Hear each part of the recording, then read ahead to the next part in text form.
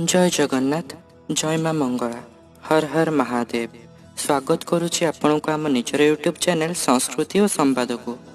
दर्शक बंधु केमिति अछंती आपण माने समस्ते आशा करे समस्ते भलरे थिबे। आज मु आपणक सह श्रावण सोमवार व्रत पूजन और नियम विषय रे आलोचना करिबी। श्रावण सोमवार सह जेउ माने प्रति सोमवार व्रत करंती सेमानंक पाई मध्य आउ जेउ माने 16 सोमवार व्रत करंती सेमानंक पाई मध्य एही भिडियोटी बहुत उपयोगी हेबो। तेबे एही भिडियो को जमा भी स्किप करंतु नाही। आपण जदि सोमवार व्रत करूछंती बा करबा पई मनस्थ करिछंती तेबे एही भिडियोटी को पूरा देखंतु। निश्चित भाबरे एहा आपणक काम रे आसीबो। तेबे आगो को बढ़िबा पूर्वरु जदि आपण प्रथम थर पई हम चैनल को आसीछंती तेबे निश्चित भाबरे सब्सक्राइब करंतु। एहा सह पाखरे थिबा बेल आइकन को प्रेस करंतु जहा द्वारा आपण आसुथिबा हम रेगुलर वीडियो मानकर अपडेट्स पाई परिबे। आमर ही चैनल रे आमे अपडेट करिथाउ विभिन्न वीडियो आमर धर्म संस्कृति परंपरा पूजन विधि को नहीं एवं सृष्टि करिथाउ गोटे धर्मीय चेतना। सेही चेतना रे उद्भूत हेबा पई निश्चित भाबरे आम सह जोड़ी होई जांतु। तेबे एबे आसंतु जिबा वीडियो आडको। नारद पुराण अनुसार 3 प्रकार सोमवार व्रत होता है। प्रथमे प्रति सोमवार व्रत अर्थात प्रत्येक सोमवार माने वर्षर सबु सोमवार दिन भगवान सदाशिवंक निमित्त व्रत पूजन आदि करा जाए। तापरे 16 सोमवार और तृतीय रे श्रावण सोमवार। श्रावण सोमवार आउ एक व्रत अछि सेटा हैला चित्रा नक्षत्र जदि सोमवार दिन पड़िला सेही दिन सेही सोमवार ठू आरंभ करी 7टी सोमवार पर्यंत व्रत कले मनुष्यर सर्व मनस्कामना पूर्ण होइथाय बोली मान्यता रहिछि। व्यक्ति स्वास्थ्य सुंदरता और संपन्नतार काम कले से सब किछि प्राप्त होइथाय। पापरसी मानकर ध्वंस घटी अवांछित शुभफल मध्य प्राप्त होइथाय बोली शास्त्र मानकर उल्लेख रहिछि। तेबे सारांश एहा जे सोमवार शिव पूजा सबु प्रकार रे मंगलदायक। एही जेउ 3 प्रकार सोमवार यथा प्रति सोमवार 16 सोमवार और श्रावण सोमवार एही 3टी जाक व्रत पूजा विधि समान प्रकार ही अटे। तेबे आमे आज ए विषय रे अधिक किछि जानिबा। जदि आपण 16 सोमवार व्रत करूछंती आउ एही सोमवार बा श्रावण मास सोमवार ठारू आरंभ करिछंती तेबे ताहा अनेक गुणा अधिक फलदायी होइथाय। तेणु जो माने 16 सोमवार व्रत करिवे बोली मनस्थ करिछंती सेमाने निश्चित भाबरे एही श्रावण सोमवार ठारू ही व्रत आरंभ करिवा पई चेष्टा करंतु।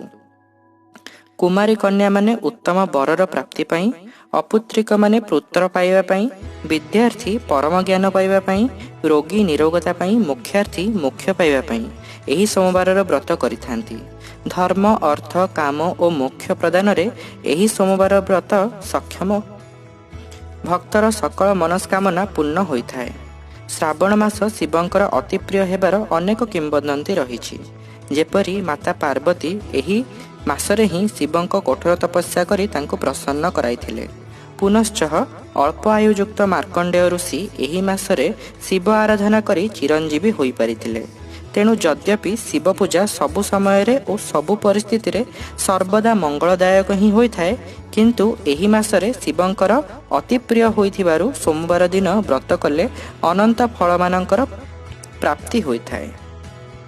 तेणु मास जाक व्रत करि पारिले भल, जदि न करि पारुछंती सोमवार दिन निश्चित भाबरे शिवंकर व्रत पूजा और दान आदि करिबा उचित। मान्यता अनुसार जदि आपण निज घरे माटीर पार्थिव शिवलिंग तैयारी करी पूजा करि पारिले तेबे सबुठारु भल। माटी शिवलिंगर एही नियम जे आपण ताकू सेही दिन ही विसर्जन करिवो, अर्थात संध्या बेलकू ताकू विसर्जन करिबाकू पड़िथाय। सेमिति प्रति सोमवार दिन आपण पार्थिव शिवलिंग करी पूजा करि पारंती। जदि आपण पार्थिव शिवलिंग तैयारी करि परिबे नाही तेबे घरे थिबा शिवलिंग बा भगवान शिवंकर फोटो मध्य पूजा करि पारंती। श्रावण रे शिव दर्शन सकल पाप ताप और शोक को हरण करिथाय। तेणु सोमवार दिन निश्चित भावरे शिवालय को जाई शिव दर्शन करिबा उचित। गंगा जल रे महादेवंक अति प्रिय होइथिबारु गंगा जल रे महादेवंको स्नान कराइबा उचित। गंगा जल रे महादेवंकर अभिषेक कराइले सबुठारु भल। ଯଦି ସେପରି ହୋଇପାରୁନାହିଁ ତେବେ ନିକଟସ୍ଥ ପବିତ୍ର ନଦୀ ଯେମିତି ବ୍ରାହ୍ମଣୀ, ମହାନଦୀ, ବୈତରଣୀ, ଋଷିକୁଲ୍ୟା, ସୁବର୍ଣ୍ଣରେଖା ଆଦିଙ୍କ ଜଳରେ ମଧ୍ୟ ମହାଦେବଙ୍କୁ ଅଭିଷେକ କରାଯାଇପାରିବ।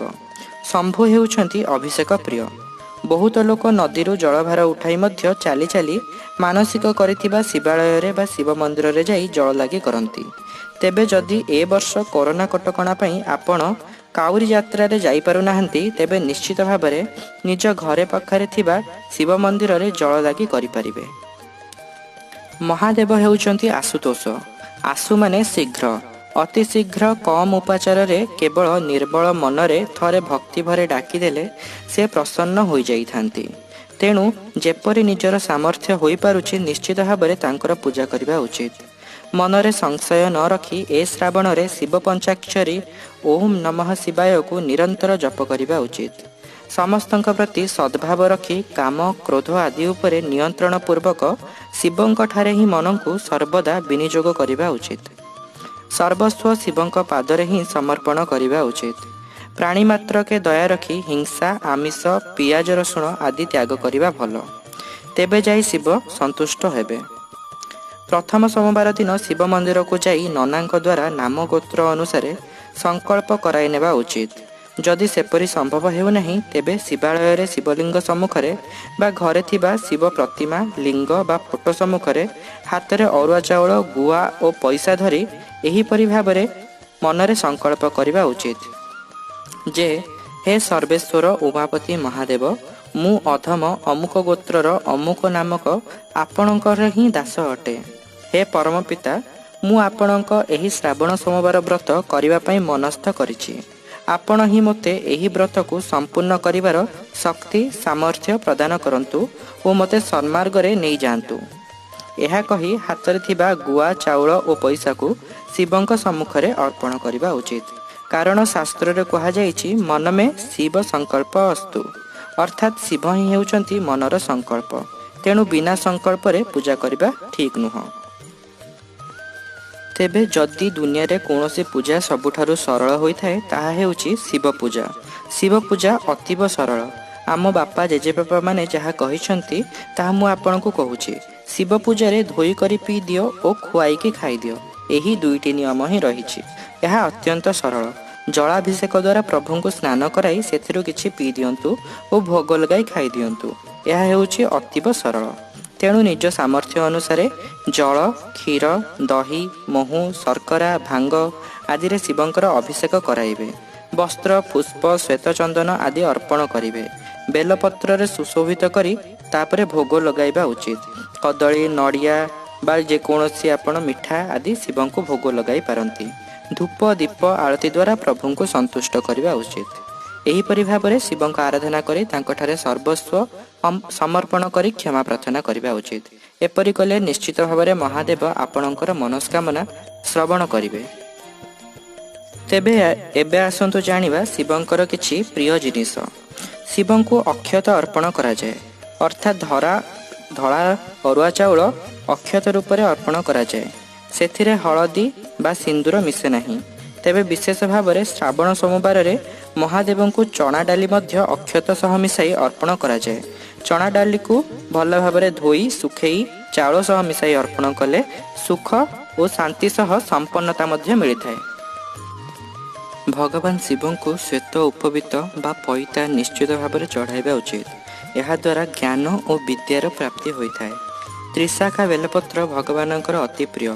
ତେଣୁ ସାମର୍ଥ୍ୟ ଅନୁସାରେ 108, 21, 7, 11 ବା 1008 ପର୍ଯ୍ୟନ୍ତ ବେଲପତ୍ର ଆପଣ ଚଢ଼ାଇ ପାରିବେ। ବେଲପତ୍ରକୁ ଅଧମୁଖ କରି ଶିବଲିଙ୍ଗରେ ଚଢ଼ାଇବା ଉଚିତ। ତେବେ ବେଲପତ୍ରରେ ଯଦି ଚନ୍ଦନରେ ଶ୍ରୀରାମ ଶ୍ରୀରାମ ଲେଖି ଅର୍ପଣ କରିବେ ତେବେ ତାହା ଶିବଙ୍କର ଅତି ପ୍ରିୟ ହୋଇଥାଏ। ତେବେ ସୋମବାର ଦିନ ବେଲଗଛକୁ ଆପଣ କୌଣସି କଷ୍ଟ ଦେବେ ନାହିଁ ବା ବେଲପତ୍ର ମଧ୍ୟ ନ ତୋଳିଲେ ଭଲ। ପୂର୍ବରୁ ହିଁ ବେଲପତ୍ର ଯଦି ଆପଣ ଆରେଞ୍ଜମେଣ୍ଟ କରିପାରନ୍ତି ତାହେଲେ ବହୁତ ଭଲ ହୋଇଥାଏ। ଏହି ଶ୍ରାବଣ ମାସରେ ରାଶି ତେଲ ଲଗାଇ ସ୍ନାନ କରିବାର ବିଧାନ ରହିଛି। ବିଶେଷ କରି ଯେଉଁମାନେ ବ୍ରତ କରୁଛନ୍ତି ସେମାନେ ରାଶି ତେଲ ପ୍ରଥମେ ନାଭିରେ ଲଗାଇବେ, ତାପରେ ପାଦରୁ ମୁଣ୍ଡ ପର୍ଯ୍ୟନ୍ତ ସବୁ ସ୍ଥାନରେ ରାଶି ତେଲ ଲଗାଇ ଘର୍ଷଣ କରିବା ଉଚିତ। ସେଦିନ ସାବୁନ ଆଦି ପ୍ରୟୋଗ କରିବେ ନାହିଁ। ସ୍ୱଚ୍ଛ ଜଳରେ ସ୍ନାନ କରି ଅବଶିଷ୍ଟ ତେଲକୁ ସଫା ଗାମୁଛାରେ ପୋଛି ଗାଧୋଇବା ଉଚିତ। ଏପରି କଲେ ସ୍ନାନର ଫଳ ବହୁ ଗୁଣିତ ହୋଇଥାଏ। ଦୁଦୁରା, ଅରଖ, କନିଅର, ମନ୍ଦାର ଆଦି ଶିବଙ୍କର ଅତି ପ୍ରିୟ ପୁଷ୍ପ। ତେବେ ଏହି ଶ୍ରାବଣ ମାସରେ ଯଦି ମିଳିପାରୁଛି ଶମୀ ଫୁଲ ନିଶ୍ଚିତ ଭାବରେ ଅର୍ପଣ କରିବା ଉଚିତ। ବାସି ଫୁଲ ଦେବେ ନାହିଁ, ସତେଜ ଫୁଲ ହିଁ ଦିଆଯାଏ। ଯଦି ଫୁଲ ମିଳୁନି, ପତ୍ର ମିଳୁଛି, ତେବେ ଶମୀ ଗଛର ପତ୍ର ମଧ୍ୟ ଭଗବାନଙ୍କୁ ଚଢ଼ାଇ ପାରନ୍ତି। ଗୋଟିଏ ଶମୀ ଫୁଲ ଚଢ଼ାଇଲେ 1000 ଶିବ ପୁଷ୍ପ ଚଢ଼ାଇବାର ଫଳ ମିଳିଥାଏ। ଶିବଙ୍କୁ ଦୀପ ଅର୍ପଣ କଲାବେଳେ ଯଦି ପାରୁଛନ୍ତି ଅରଖ ଗଛର ଫଳରେ ଯେଉଁ ତୁଳା ହୋଇଥାଏ ସେଥିରେ ସଳିତା କରି ଦୀପ ଜଳାଇଲେ 1000 ଶିବ ଦୀପଦାନର ଫଳ ମିଳିଥାଏ। ପୁରୁଷମାନେ ଧଳା ରଙ୍ଗର ହାଲୁକା ବସ୍ତ୍ର ପିନ୍ଧି ଓ ନାରୀମାନେ ଗୋଲାପୀ, ହଳଦିଆ ବା କ୍ରିମ୍ କଲରର ବସ୍ତ୍ର ପିନ୍ଧି ପୂଜା କଲେ ଅତ୍ୟଧିକ ଶାନ୍ତି ଓ ସୁଖର ପ୍ରାପ୍ତି ହୋଇଥାଏ। ସୋମବାର ପୂଜା ସମ୍ପନ୍ନ କଲା ପରେ ବା ଶେଷ ସୋମବାର ପରେ ଯଦି ପାରୁଛନ୍ତି ଶିବଙ୍କୁ କିଶୋର ଚନ୍ଦ୍ରମା ଅର୍ପଣ କରିପାରନ୍ତି, ତେବେ ଅତି ଶୁଭ ହୋଇଥାଏ। ଯଦି ସେହି ଚନ୍ଦ୍ରମାଙ୍କୁ ଘରେ 1 ମାସ ପର୍ଯ୍ୟନ୍ତ ଶିବଙ୍କ ମସ୍ତକରେ ରଖି ପୂଜା କରନ୍ତି ଓ ଶେଷରେ ମନ୍ଦିରରେ ଦାନ କରନ୍ତି, ତେବେ ଏହାର ଫଳ ଆହୁରି ଅଧିକ ବଢ଼ିଯାଇଥାଏ। ଶ୍ରାବଣର ପ୍ରତି ସୋମବାର ଯଦି କୌଣସି ବୁଢ଼ା ବ୍ରାହ୍ମଣ ବା ରୋଗୀ, ଆତୁର ଆଦିଙ୍କୁ ପେଟ ଭରି କ୍ଷୀରି ଖୁଆଇଲେ ତେବେ ବହୁ ଫଳର ପ୍ରାପ୍ତି ହୋଇଥାଏ। ଯଦି ଏପରି ନ କରିପାରନ୍ତି ତେବେ ମନ୍ଦିରରେ ମଧ୍ୟ ଦାନ କରିପାରନ୍ତି। ମନ୍ଦିରରେ ଆପଣ କ୍ଷୀରି ତିଆରି କରି ଆସୁଥିବା ଭକ୍ତମାନଙ୍କୁ ଅର୍ପଣ କରିପାରନ୍ତି କିମ୍ବା କ୍ଷୀରି ପ୍ରସ୍ତୁତ ପାଇଁ ଯେଉଁ ସାମଗ୍ରୀ ଯେମିତି ଚାଉଳ, ଚିନି, ଘିଅ, ବାଦାମ, କାଜୁ, କେଶର ଆଦି ମଧ୍ୟ ଦାନ କରିପାରନ୍ତି ବା ଛୋଟ ଛୋଟ ପିଲାଙ୍କୁ ମଧ୍ୟ ଖାଇବାକୁ ଦେଇପାରନ୍ତି। ନହେଲେ ଯଦି କେହି ବି ମିଳୁନାହାନ୍ତି ତେବେ ଗୋମାତା, କୁକୁର, ପଶୁପକ୍ଷୀଙ୍କୁ ମଧ୍ୟ ଖାଇବାକୁ ଦେଇପାରନ୍ତି। ଜୀବଙ୍କୁ ସନ୍ତୁଷ୍ଟ କଲେ ତାହା ଶିବଙ୍କୁ ପ୍ରାପ୍ତ ପ୍ରତ୍ୟକ୍ଷ ରୂପରେ ହୋଇଥାଏ ବୋଲି ଧରାଯାଏ। ସେହିପରି ଧଳା ଚାଉଳ, ଡାଲି, ଧଳା ବସ୍ତ୍ର, ମୋତି, ରୂପା ଆଦିର ମଧ୍ୟ ଦାନ କରିପାରନ୍ତି। ମୋତି ଦାନ ବହୁତ ଫଳ ଦେଇଥାଏ। ଜନ୍ମ ଜନ୍ମାନ୍ତର ପର୍ଯ୍ୟନ୍ତ ସେହି ଦାନର ଫଳ ମିଳିଥାଏ ବୋଲି ଯାହା ମୁଁ ଶୁଣିଛି। କର୍ପୂର, ଘିଅ ମଧ୍ୟ ଦାନ କରିପାରନ୍ତି। ଜନ୍ମ ପତ୍ରିକାରେ ଚନ୍ଦ୍ରମା ନୀଚ ଥିଲେ ମନ ବିଚଳିତ ହୁଏ। ସୋମବାରର ବ୍ରତ କଲେ ଓ ଏସବୁ ଦାନ ଆଦି କରିବା ଦ୍ୱାରା ଚନ୍ଦ୍ରମା ମଧ୍ୟ ଉଚ୍ଚ ହୋଇଥାନ୍ତି ଓ ମନକୁ ଶାନ୍ତି ମିଳିଥାଏ। ଯାହାର କୁଣ୍ଡଳୀରେ କାଳସର୍ପ ଦୋଷ ରହିଛି ସେମାନେ ରୂପାର ନାଗନାଗୁଣୀ ତିଆରି କରାଇ, ଯିଏକି ଫଣା ଟେକି ନଥିବେ ଅର୍ଥାତ୍ ସ୍ଥିର ହୋଇ ଶୋଇଥିବେ, ସେହିପରି ନାଗନାଗୁଣୀ ସୋମବାର ଦିନ ଶିବଙ୍କ ଠାରେ ପୂଜା କରି ପ୍ରବାହିତ ଜଳ ବା ନଦୀରେ ବିସର୍ଜନ କଲେ ବହୁତ ଲାଭ ହୁଏ ଓ ଦୋଷର ସମାପ୍ତି ହୋଇଥାଏ ବୋଲି ଶାସ୍ତ୍ରମାନଙ୍କର ମନ୍ତବ୍ୟ ରହିଛି।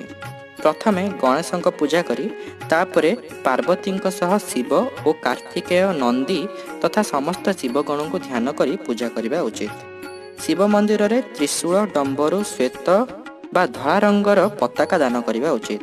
ଏହାଦ୍ୱାରା ସୁଖ, ଶାନ୍ତି ଓ ସମ୍ପତ୍ତିର ପ୍ରାପ୍ତି ହୋଇଥାଏ। ହଳଦୀ, ନାରଙ୍ଗୀ ରଙ୍ଗର ଧ୍ୱଜା ମଧ୍ୟ ଆପଣ ଅର୍ପଣ କରିପାରନ୍ତି। ଘରେ ପୂଜା କରୁଥିଲେ ମାସକ ପରେ ଏକତ୍ରିତ ହୋଇଥିବା ବାସି ଫୁଲ, ଜଳ, ମାଳା ଆଦି ଜଳରେ ବିସର୍ଜନ କରିବା ଉଚିତ। ନଦୀ ନଥିଲେ ପୁଣ୍ୟ ସରୋବରରେ ବିସର୍ଜନ କରିବା ଉଚିତ। ସେହି ନଦୀ ବା ସରୋବରର ପୁଣ୍ୟ ଜଳକୁ ନିଜ ଉପରେ ଛିଞ୍ଚି ହାତ ଯୋଡ଼ି କ୍ଷମା ପ୍ରାର୍ଥନା କରିବା ଉଚିତ। ବ୍ରତ ନିୟମରେ ଆପଣ ଅନ୍ନ ତ୍ୟାଗ କରିପାରନ୍ତି ବା ଗୋଟିଏ ବେଳା ଅନ୍ନ ଖାଇ ମଧ୍ୟ ରହିପାରନ୍ତି ବା ସମ୍ପୂର୍ଣ୍ଣ ନିରାହାରର ବ୍ରତ ମଧ୍ୟ କରିପାରନ୍ତି। ମା ପାର୍ବତୀ ପର୍ଣ୍ଣା ଓ ଅପର୍ଣ୍ଣା ଉଭୟ ରୂପରେ ଶିବଙ୍କୁ ଆରାଧନା କରିଥିଲେ।